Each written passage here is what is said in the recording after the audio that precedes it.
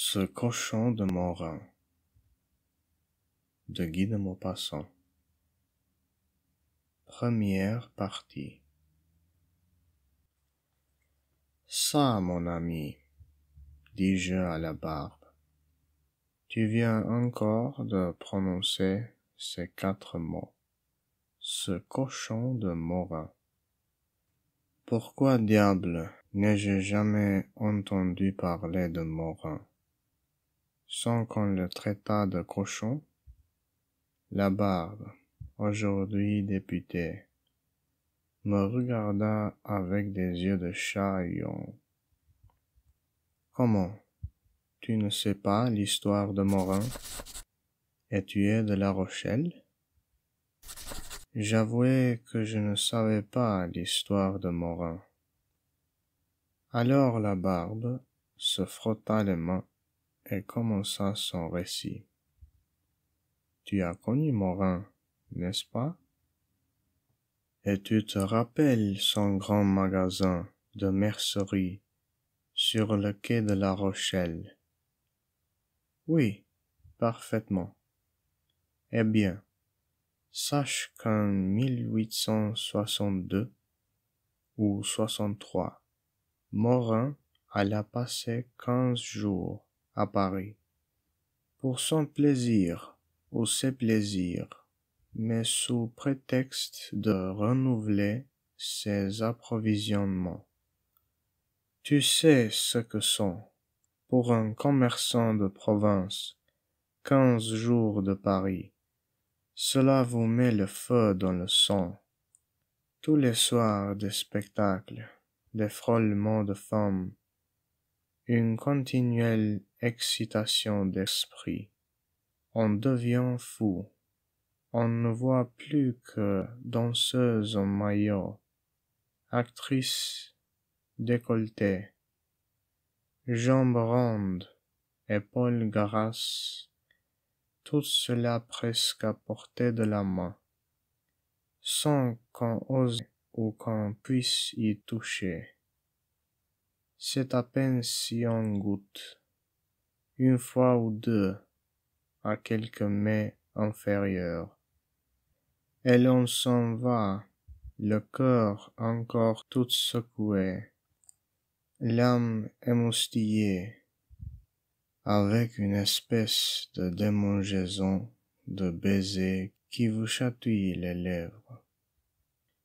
Morin se trouvait dans cet état quand il prit son billet pour La Rochelle, par l'express de 8h40 du soir, et il se promenait plein de regrets et de troubles dans la grande salle commune du chemin de fer d'Orléans,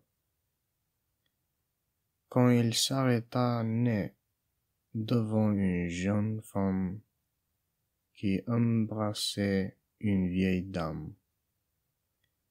Elle avait relevé sa violette, et Morin, ravi, murmura: « Bigre, la belle personne. » Quand elle fait ses adieux à la vieille, elle entra dans la salle d'attente, et Morin la suivit.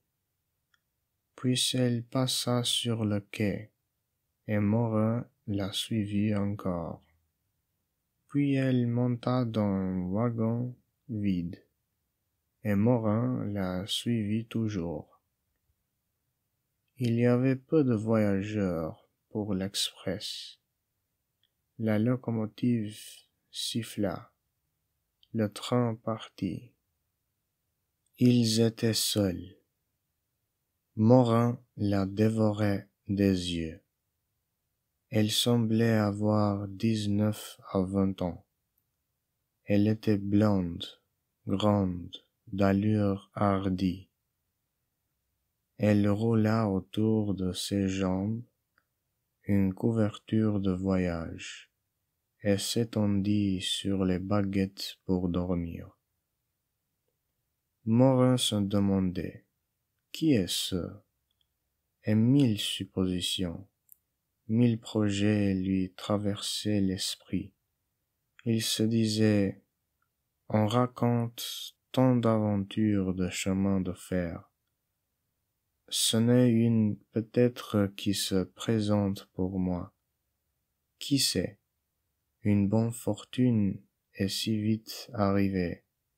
Il me suffirait peut-être d'être audacieux. N'est-ce pas Danton qui disait de l'audace, et toujours de l'audace. Si ce n'est pas Danton, c'est Mirabeau.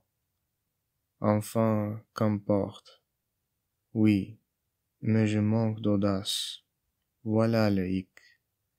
Oh, si on savait, si on pouvait lire dans les âmes. Je parie qu'on passe tous les jours, sans s'en douter, à côté d'occasions magnifiques. Il lui suffirait d'un geste pourtant, pour m'indiquer qu'elle ne demande pas mieux. Alors, il supposa des combinaisons qui le conduisaient au triomphe. Il imaginait une entrée en rapport chevaleresque, des petits services qui lui rendaient, une conversation vive, galante, finissait par une déclaration qui finissait par ce que tu penses. Mais ce qui lui manquait toujours, c'était le début, le prétexte, et il attendait une circonstance heureuse, le cœur ravage, l'esprit sans dessus-dessous. La nuit cependant s'écoulait, et la belle enfant dormait toujours, tandis que Morin méditait sa chute. Le jour parut, et bientôt le soleil lança son premier rayon. Un long rayon clair, venu du bout de l'horizon, sur le doux visage de la dormeuse. Elle s'éveilla, s'assit, regarda la campagne, regarda Morin et sourit. Elle sourit en femme heureuse, d'un air engageant et gai. Morin, tressaillit. Pas de doute, c'était pour lui ce sourire-là. C'était bien une invitation discrète, le signal rêvé qu'il attendait. Il voulait dire ce sourire. Étiez-vous bête? Étiez-vous niais?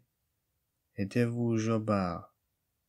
D'être resté là, comme un pieu, sur votre siège depuis hier soir. Voyons, regardez-moi, ne suis-je pas charmante? Et vous demeurez comme ça toute une nuit, en tête-à-tête avec une jolie femme, sans rien oser. Grand sot. Elle souriait toujours en regardant. Elle commençait même à rire, et il perdait la tête, cherchant un mot de circonstance, un compliment, quelque chose à dire enfin, n'importe quoi. Mais il ne trouvait rien, rien.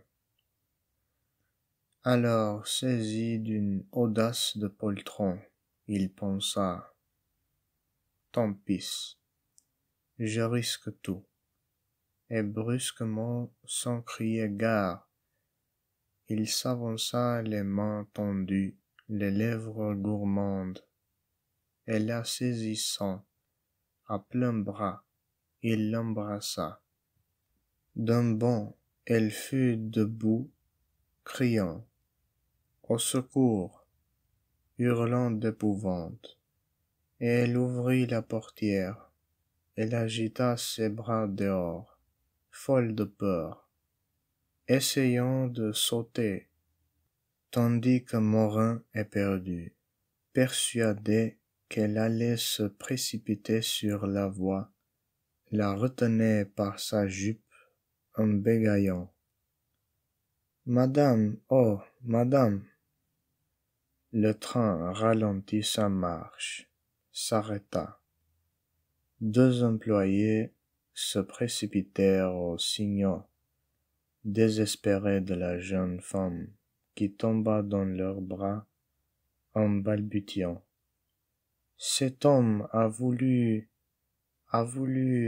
me, et elle s'évanouit. On était en gare de Mauzé. Le gendarme présent arrêta Morin. Quand la victime de sa brutalité eut repris connaissance, elle fit sa déclaration.